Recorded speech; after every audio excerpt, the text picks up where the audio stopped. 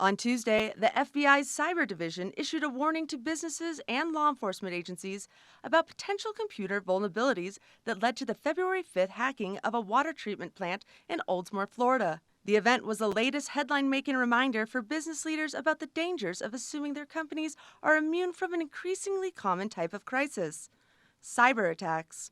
These attacks threaten the ability of organizations to protect their data, the privacy of customers, and conduct day-to-day business operations. 1 in 5 businesses will suffer a cyber breach this year, and 97% of breaches could have been prevented with today's technology. For this week's Casper Area Chamber of Commerce's Business Spotlight, we sat down with Managing Principal of CMIT Solutions of Wyoming Center, Steve Hendrickson, to learn the ways you can protect yourself from a cyber attack. The first, though, is to try to get a baseline of where you sit, both either in your home or in your business. Having an understanding of what devices actually talk on the internet and who they're talking to is really important. I think the first thing is security awareness, trusting your gut, I would say.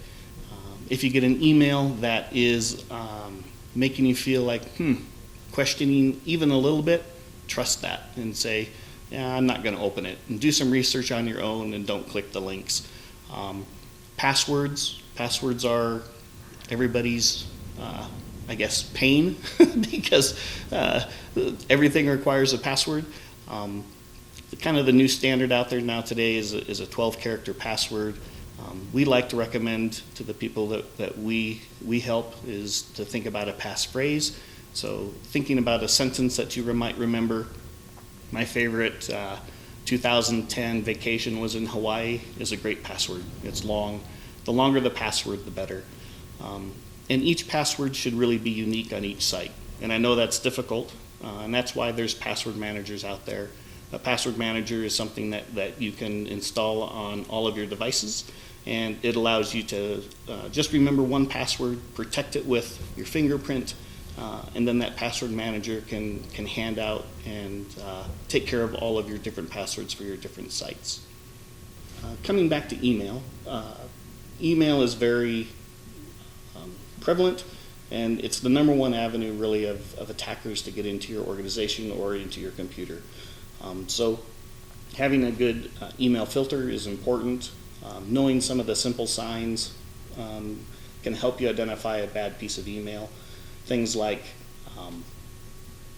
poor grammar, misspellings.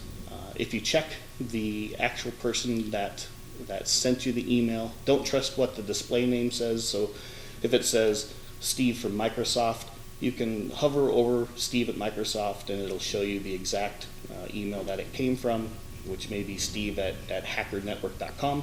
So just doing some simple testing of a questionable email will go a long way. Another good thing to do is to make sure that your computer stays updated. So security patches come out probably weekly from Microsoft and other vendors. If your computer is not set up to do automatic updates, you should enable that feature. A poorly updated computer is another low-hanging fruit for the bad guys. If you have any questions about anything we talked about today, or would just like to have a little visit about a security assessment, just reach out to us. We're CMITSolutions.com, and we're here local in Casper.